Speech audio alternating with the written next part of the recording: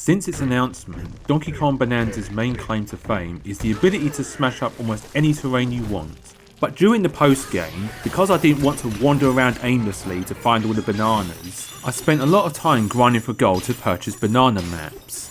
The novelty of bashing everything to bits has long since faded, that's for sure. If you two have become a gentleman DK who can't bear to break another thing, then I have the perfect challenge for you. Get through the main story and inflict as little terrain damage as possible. The rules are simplicity itself. Get to the end of the game with the lowest M3 of terrain damage possible, easily trackable by taking a peek at the stat menu at any time. With my main file 100% complete but my desire to play still lingering, I thought, what the heck, I'll use this as my excuse to keep Bananza around a little longer.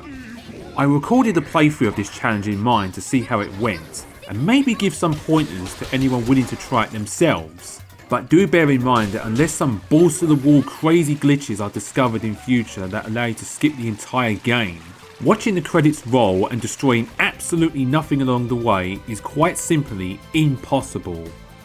The goal is to have the lowest number of M3 you possibly can on the stat screen once the post game begins. I've always thought it would be a nightmare to actually have superhuman strength. You'd rip off doors from their hinges by trying to open them, send the TV crashing into a wall by pressing the power button, and snap the spines of your loved ones by merely giving them a hug. This challenge gives you an excellent idea of what kind of hell that would be. Donkey Kong is such a powerful oaf, he can barely move without endangering everything around him. As much as I love rolling everywhere for the burst of speed, it's much too risky under these conditions.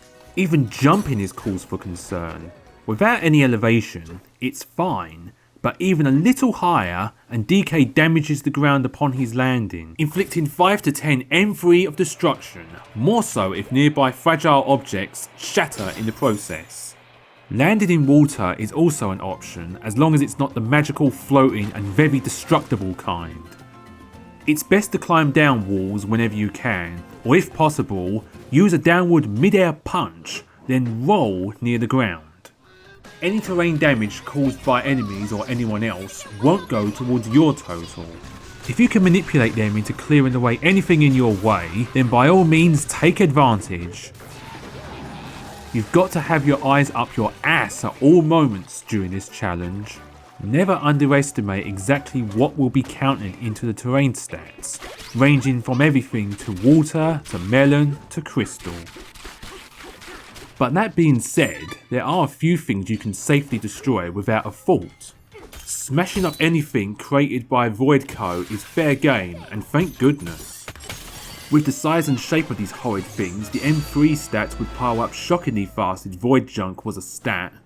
Breaking away the gold on the warp tuning forks in order to use them wouldn't add much to the stats regardless, but it doesn't actually do anything at all. So by all means, use them exactly the same way as you always would. But best of all, though the bananas look like they're encased in crystal, punching them free doesn't add a thing to the total. It's perfectly fine to collect any bananas you come across and reap the benefits. Just be careful not to damage any terrain around them. Whenever you come across any blast barrels, always think twice about jumping into them. The destruction they force you to inflict is often tremendous. Try to find an alternative way to reach wherever they're trying to send you. Sometimes though, you won't have any choice but to use them. This also applies to the punch panels or whatever they're called. Well, I think that should cover the gist of it. Now we can move on to how my playthrough went under these conditions. I'd like to note that at the time of writing, this game is still new, so any tricks or glitches discovered in future that could have benefited me in this challenge, well, I couldn't have known about them for obvious reasons, okay? And while I have 100%ed the game, I haven't been playing it obsessively, mastering or learning about every trick or glitch that has already been discovered. If I don't bring them up as an answer to anything that stands in my way, I either didn't know about them or forgot to mention them. Finally, my original plan was to do an off-screen practice run first, then record the footage for the video in a second run, now armed with the knowledge I learnt from the first. But around halfway through the lagoon layer, I decided to record the current run anyway, then recorded the early parts in the new game I skipped after I finished the first run. So if any stats early on don't match up, there's your answer. Also, I'm playing through the whole game, so spoiler alert, but that should be obvious. Okay, let's get started already. Crap. Well, this isn't the ideal start. Because this is the start of the game when the tutorial and all that, they force you to punch through some walls to teach players how to do so. Would have really appreciated the option to skip past this tutorial, just saying. But at least this punch panel can be ignored, so it's not all doom and gloom in this dank cave. Unfortunately, in my first run, I made the mistake of hitting both of the punch panels down here, and it did so much stone damage, oh lordy. By avoiding it in the second run, my score was a much more respectable 7,000 at this point. It's difficult to calculate the best way to punch through the ground for minimal damage. Do I knock these gold tunnels away or punch around them? I couldn't say, but I might need the gold later, so perhaps that's the better option if the damage total is about the same. An open area like this is far preferable, especially once the ostrich form is available. This blast barrel doesn't need to be used. Climb past the wall like this instead. The next one might be skippable as well, but doesn't inflict too much damage, I guess. Go to the crater to find Pauline. Follow her to where she runs off, then kill these enemies. Ugh, why do some foes have to be covered in breakable material? The blast barrel you can now enter also doesn't send you flying through too much material.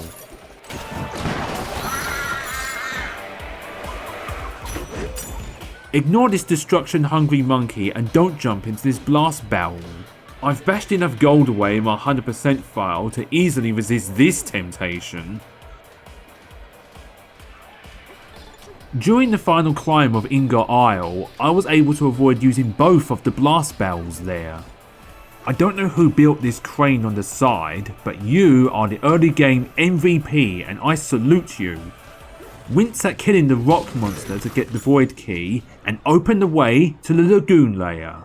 It's possible to do the downward plus roll trick to avoid doing damage as you land in a new layer, but the camera angle as you're falling makes it a pain in the ass to pull off, at least for me. This area should be much more friendly to the cubic score, but explosive material will be required. It's the only way to get rid of the void plugs and open up the next layer, as far as I know. During the Kong Bananza tutorial, I tried my best to avoid doing any terrain damage, but I don't think it actually matters. I have a strong feeling nothing you do in these alternate dimensions is noted by the stats screen, but better to be safe than sorry. Now with the Kong power on my side, I can smash poor innocent concrete out of my way. As you can see by my slow punches, I was reluctant to do so. What did that concrete ever do to me? It's better to dig under breakable walls than knock them down if possible. Pity I got nervous and didn't listen to my own advice. After that, it's plain sailing on the next sublayer, up until the boss. How dare they design the Pika Bruiser this way? It's covered in material, and the only way to kill it is to break some of it off. I have absolutely no idea what to suggest to keep the material damage down to a minimum. Frankly, the camera makes it hard to tell what's going on, never mind plan out a strategy for a playstyle the developers never intended. Why can't I just punch it off the side and kill it instantly?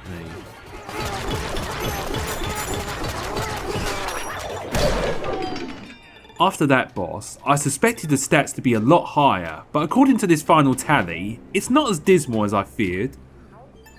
As with the Bananza tutorials, I'm not sure if anything done in these diving segments count towards the material damage total. Oh, it was nice of them to make the landing ground unbreakable. Hilltop layer is even more open and easygoing than Lagoon. This bodes well.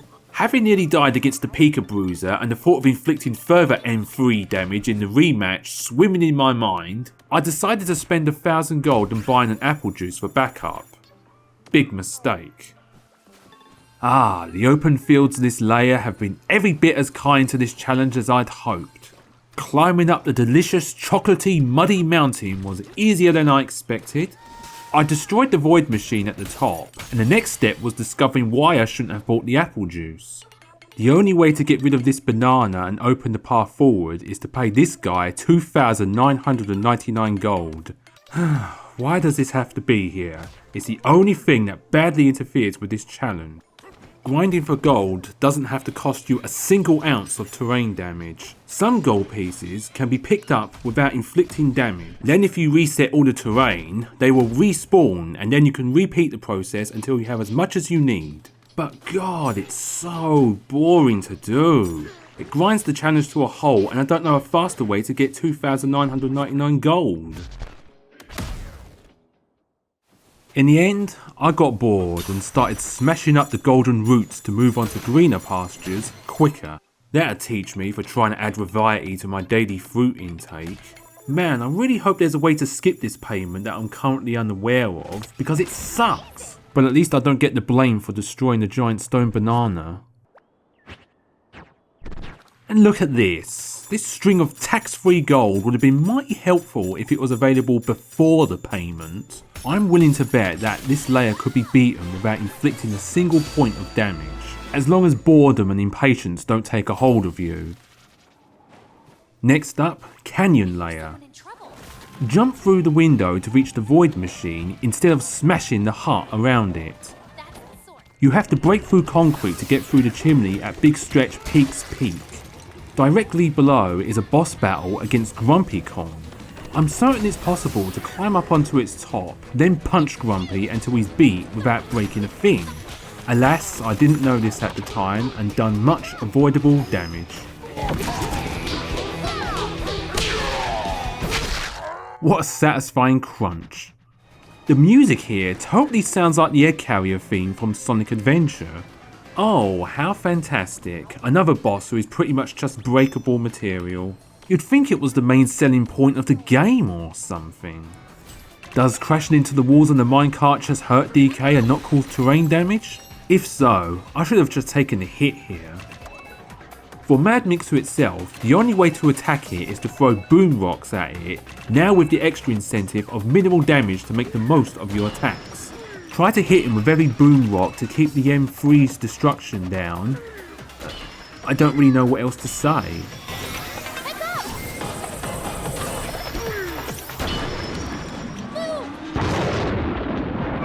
Darkness and silence through the night.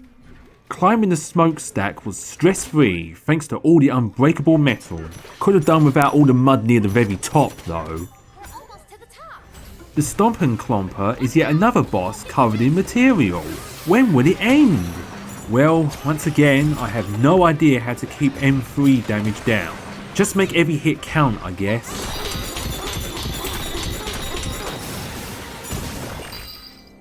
Were it not for all these damn bosses, the canyon layer would have been mostly material friendly. Could have been a lot worse, I guess. Onto the divide layer now. I wonder if you can climb these switcheroo goo parts with a single punch of swapped goo. It is a stat, by the way. At least you can skip the second part by doing this. I'm going to take the forest path first because ostrich is my favourite bonanza and zebra is my most hated. It's a no-brainer. Not to mention, ostrich will come in extremely useful for skipping all kinds of material smashing agony.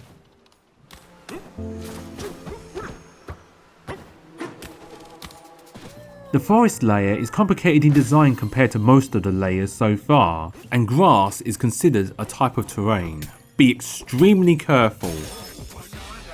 Good news is, these vine-growing onion things don't cause any damage when thrown against walls. It's sure to ease the perils of the poisonous jungle, forest, whatever. I arrived at the Egg Hotel with nary a scratch on the whole layer. I got one of the CD pieces to its rightful place by chucking it over this drop. The metal ground will prevent it from inflicting harm, if your aim is right. That wasn't too troublesome, and collecting the second piece isn't nearly as bad as I'd thought. Smash through the panel here to enter the garden, slip past everything to the void machine, and bash it apart. I was expecting the worst when I had to bring the record piece to the surface with this blast barrel, but thankfully it's been angled to do as little damage to the hotel as possible, and rightly so. The ostrich tutorial has absolutely no destroyable terrain. Enough said. This form is going to be a godsend for the challenge. I decided to upgrade its flutter and glide abilities as soon as possible. I used it to fly over most of the swamp on this floor, as you're meant to do anyway. By the way, it's fine to use the getaways to restore health, because when they're created, you're not the one causing damage to build them. Unless you want to calculate literally every bit of damage caused, and I have no idea how you could work it out. The main issue here is collecting enough gold along the way to stay in ostrich form. My new power was helping out immensely, and then I made an awful, terrible mistake. Using this punch panel removed all the thorns blocking the way, adding a huge number to the stats. If there's a way to get around using this evil thing, let me know, because this is unforgivable. Finally, a boss I can fight without stressing over terrain damage. All he does to attack is block your path with thorns, which you can easily fly around. It's very easy to ignore the vines entirely. So other than the thorns, I'd say that generally wasn't as bad as I'd feared. I think it's possible to beat the game without getting the zebra bonanza, but as much as I hate the Oreo horse, I think it's better to be safe than sorry, so off to the freeze layer. You've got to be extra careful here, because merely walking through the snow will add to the stat. Oh no, not this time. There's no way you're getting me to use that panel after what happened with the thorns. Who needs a door when you can punch your way around it in a more cost-effective manner? Ugh, I don't think I should speed up the footage too much. This game has already given me motion sickness at normal speed. Motion sickness? Me! Someone who plays games all the damn time and literally never experienced it before. Arriving at the Elder's location was far easier than I expected with all the ice and lava in the way.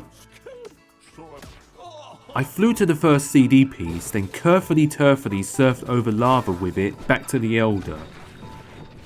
Ditto with the second one.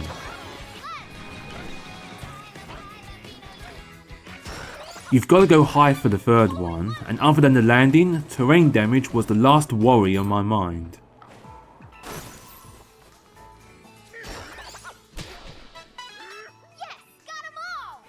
Oh crud, that's right.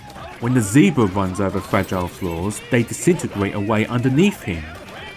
I'm going to have to keep jumping to stay off the ground as much as possible. Oh well, as a self-confessed jumpaholic, I'm sure I can adapt. The zebra rehearsal is what made me hate this form. God, it pissed me right off. Poppy Kong is ready for our first showdown at the top of the Crystal Path area. Uh-oh, there's snow everywhere in the arena. No problem, just let Poppy run around to remove it. Then beat the stuffing out of her when she's near a wall, like normal. I stood still and waited for her to attack me. Hey, is it just me or does this seem familiar?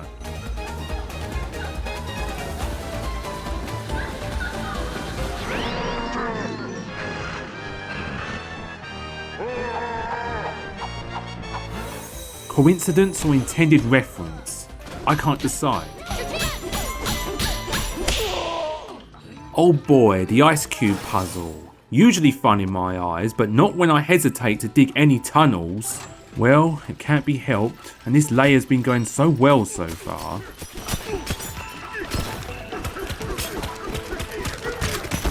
God, I hate the lava in this game.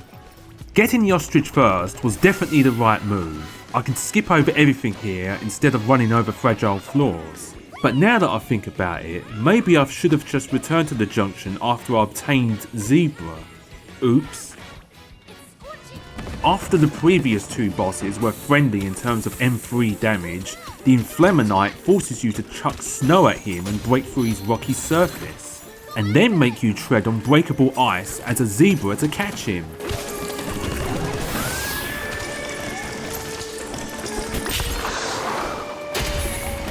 Once again, I have no idea how to reduce M3 damage against the boss. Overall, the freeze layer might be the home of my least favourite Bananza, but nothing disastrous happened. I couldn't ask for much more than that. It's quite ironic I have to destroy void machines so often when I would actually prefer the unbreakable terrain they transform their surroundings into. When you think about the Void Con battle, you probably imagine complete carnage. Drills flying through the air, explosions setting off everywhere, and most importantly, things getting broken. But if you play thoughtfully, you'll realise most of that comes from the vicious little gremlin. Simply chase after him and avoid everything he throws at you and give him a taste of CQC. You can even trick him into destroying objects that bar your path, such as these pesky thorns.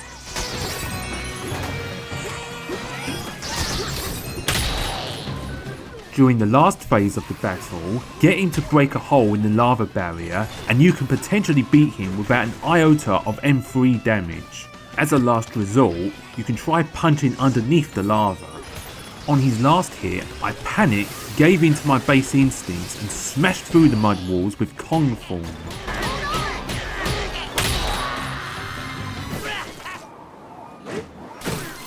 Gah, it's so tough to do the roll landing right with that camera angle. Oh god, have mercy! Not the resort layer! Oh, it started off so well too. About as relaxed as you'd expect a trip to the beach to be. To drop to the next floor below, the melon up above is your goal. You have to break off a few lift-off ore pieces to climb your way up there. Barely a dent on the all-important stats screen. But then, I made it to the big juicy melon.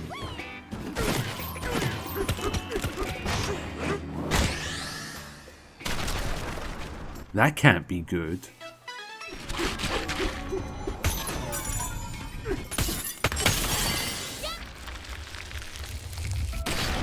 Oh my god! Total catastrophe! Look at this. The melon damage alone surpassed the limit of 100,000. If there was no limit, it'd be even worse.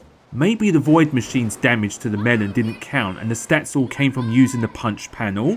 I found out later you can skip over that panel by punching through near the bottom, but those stats seem awfully high in relation to the panel's damage, so I don't know. The next goal is to get the elephant transformation in spite of how destructive its powers are to the landscape.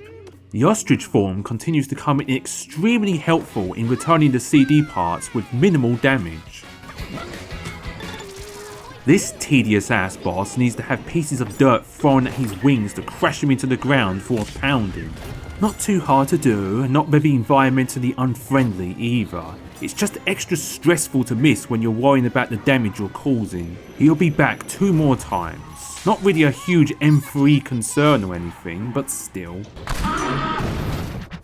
Sorry DK, but Kong Sking isn't a stat. You're gonna have to endure the lava rain for the environment's sake. The 2 blast bells here are the mostly pacifist kind that make returning the first record piece a cinch.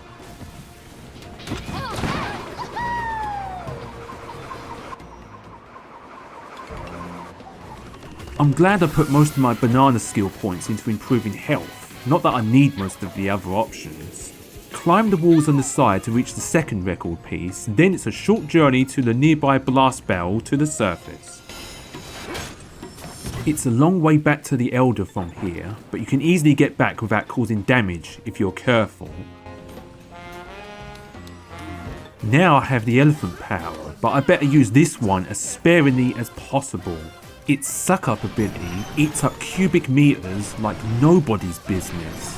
But it's tough to keep the amount of suckage down when you're literally the size of an elephant. Every moment of sucking up lava hurts me down to my very soul.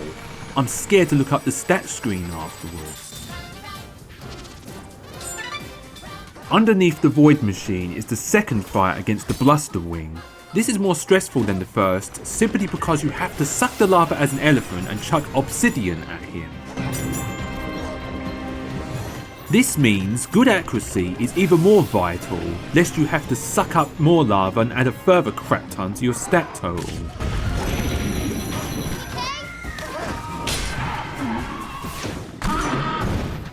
For the final section of the layer, the heroic ostrich form saves the day once again.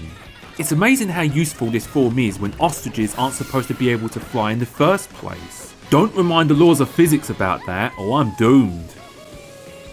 I ran out of Bananza energy and used his boulder for the line crossing. But in hindsight, I should have tricked the arse-wipe lightning into destroying the golden roots so I could use the ostrich again without inflicting any environment damage myself. I taught myself this later on when I had to use the elephant form near the end. Suck up as little of the lift-off ore as possible and get to the top. The third battle against the Bluster Wing is mostly the same as the previous ones. I don't know what to say about it. Unsurprisingly, lava and obsidian made up the majority of the damage in this layer. I'm happy with the results overall. Oh no, not the landfill layer. As the name suggests, it's filled with dirt and the only way to progress is to dig through it. The good news is, some of the digging can be left to these blue guys, whatever they're called, I don't care. Give him a tap and follow behind him. It would be nice if there were enough of them placed around to dig to the bottom all by themselves. That's what I would have done if I made this game, but what do I know? Working out the most cost-effective route to the bottom would be so confusing and taxing to work out. You don't really give the layout to this layer much thought usually, it's just smashing to the bottom as fast as possible. And speaking of impossible to map out, the boss at the bottom is a rematch against the Pika Bruiser. It's harder than before and likely to add more to your cubic meter stat, but nothing compared to the dig prior to arriving. Dirt was predictably high at the end, but probably not as bad as I thought honestly. Or at least compared to what happened in the resort layer. That melon must have been even larger than I thought. Oh dear, the racing layer and the Ramby race against Diddy and Dixie? You mean the race where you ram your way through goodness knows how much dirt? I don't want to do it. And thankfully, I don't have to. Just fly on over to the huge trophy and smash through a bit of gold to reach the excerpt.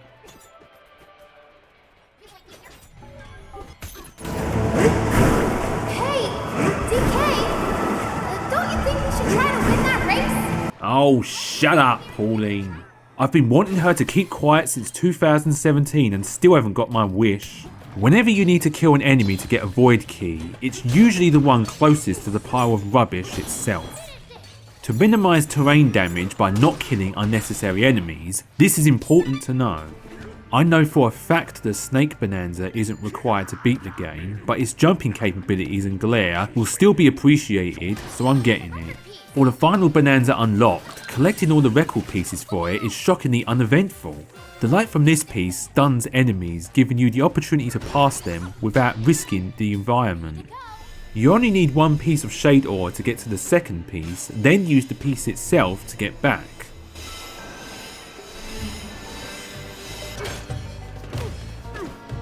The third piece is found halfway to the bottom of this pillar, then dropping to the bottom itself. The only bit of damage you'll inflict here is smashing the way to the blast barrel. And the fourth piece is guarded by this enemy thing guy thing, easily ignorable. Now, wouldn't it have been a shame to miss out on Snake over such a harmless amount of M3 damage? So far so good with this layer. Will this continue on into the next sub layer? Well, you need a piece of glow ore to smash this enemy in to get a key, and that's about it. Halfway through is the rematch against Poppycom, but the same principle still applies. Wait for her to remove all the terrain, then punch her when the chance arises. Use glare with the snake form to slow her down.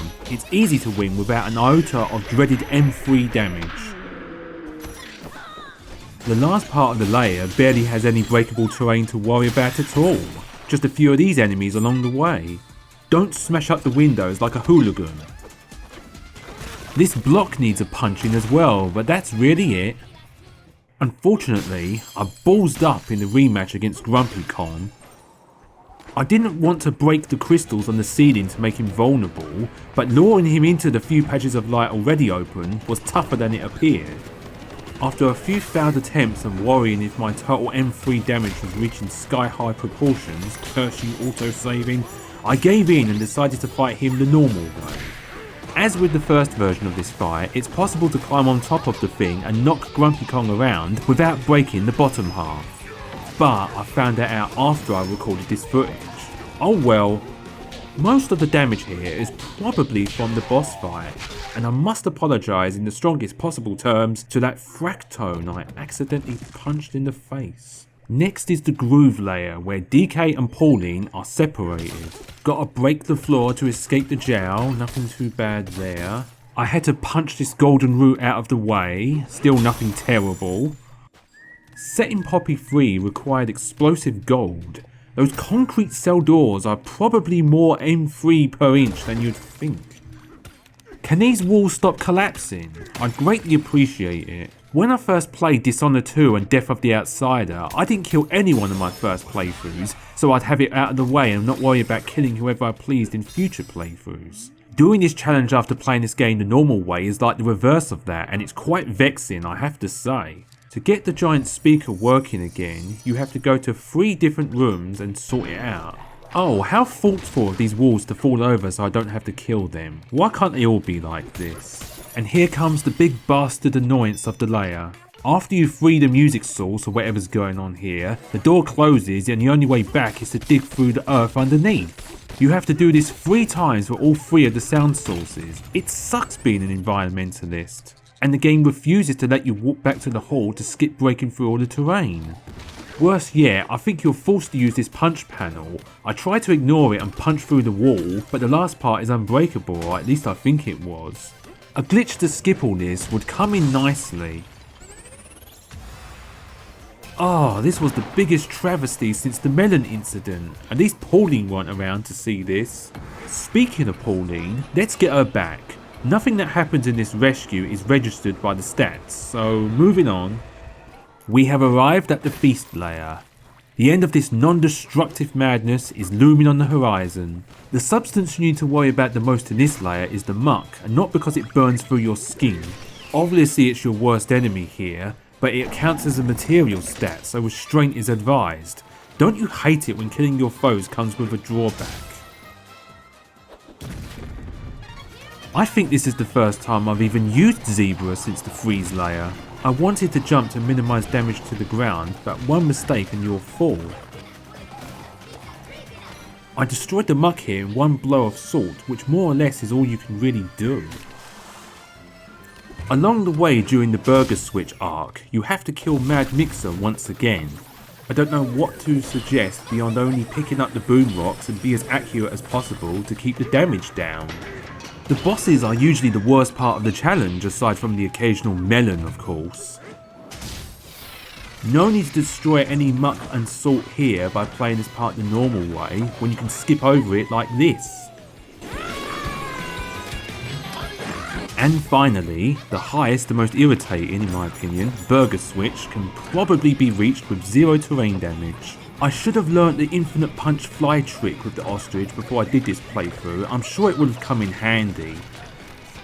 In the next sub-layer, avoid damaging all this muck by flying past, and if any metal blocks your way, the muck enemies can destroy it without you taking the blame.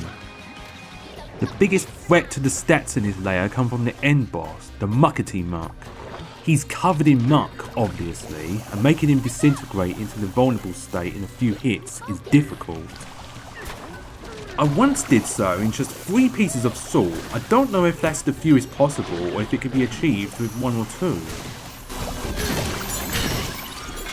2. Muck took the gold for damage in this layer easily, thanks to Muckety Muck, the big fat asshole.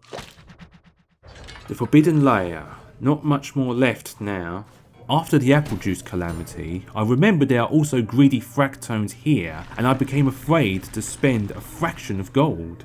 I was extremely worried I'd have to spend ages grinding for gold carefully to get past this part without adding a ton to my stats. But in the end, I worried myself for nothing, because after making the first payment, I glided over the rest with the snake and ostrich.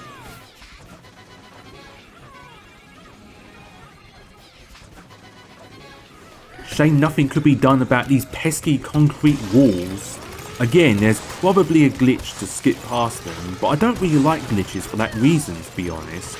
They become an unintentional answer to problems and make me feel like I can never cover all bases. I made the mistake of turning the game off at this point, and when I returned, the bloody bastard walls were back. Curse you, video game gremlins! Okay, so the first fight against VoidCon went fine, so here's hoping the sequel is just as good or even better. I probably didn't have to rely on chucking chunks about to build the crystal bridges, but I was nervous about wasting Bananza energy. I also became too nervous to wait and let Void blow up these walls. Learn from my mistakes. Once again, in spite of his big mouth, VoidCon had little threat to offer to this challenge, but after muckety muck, I ain't complaining. The concrete walls were by far the biggest defenders here. If someone can find a way to skip them, I'd appreciate it. Even if it's a glitch, yes. It's Planet Core time, mostly spent fighting your way through the Kremlin crew. Well, that couldn't have been avoided. Bloody minecarts. They give you no control over your own destiny. Very dramatic, I know. No need to attack neckies here, as annoying as they are. Ah, this takes me back to my DKC pacifist days. Good times. Ah, stop it! Why would you put all this gold here? For fun? All you can do to reduce gold damage is to meekishly jump repeatedly to get out of the way. But this part here, with all the disgusting dried up forms, is the worst of all. I learnt my lesson from using punch panels, but I had to rely on the elephant form to suck away the brambly pricks, which wasn't much better. I bought another apple juice before setting off, and this time I was glad I did. Still, the form damage must be off the chart already. Damn it, damn it, damn it! More of these gold strings are minecarts. For everyone else, jumping through them is a dopamine paradise, and then there's me stressing out over it instead. The Case Stompin' Clomper isn't much more advanced than the original, and you'll inflict about the same level of M3 damage by beating it. There's another disease-ridden dried up fawn hellscape soon after, but like hell was I going to suck my way through it.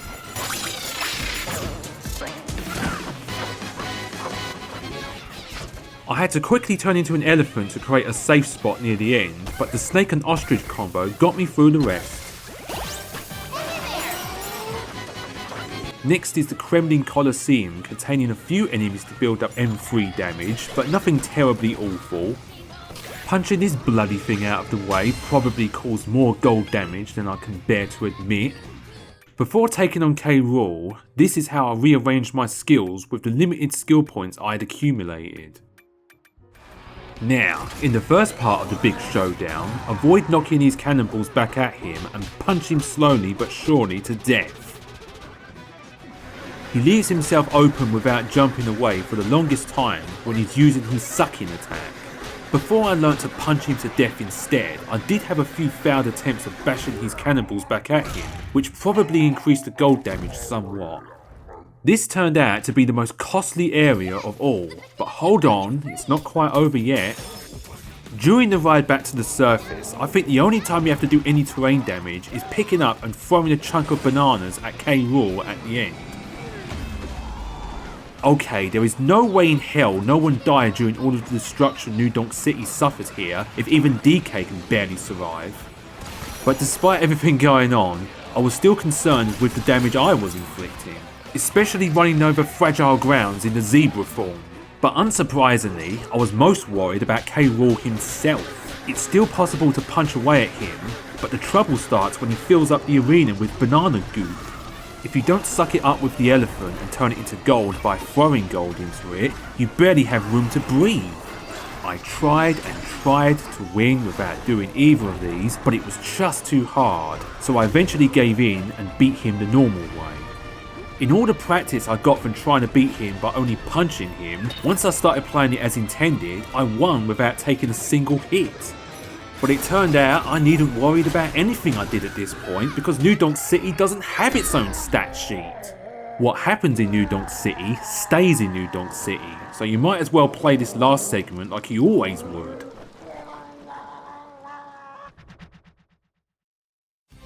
And that's the end. These are my final stats. I'm sure this score could be improved by a lot, but I'm just relieved the final tally is below 1 million.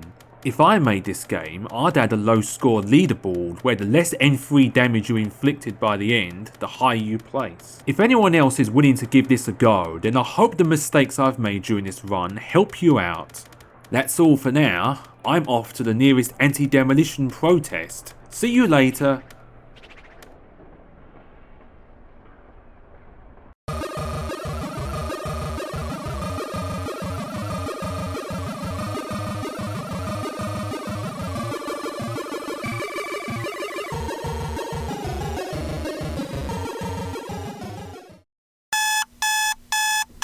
Wake up!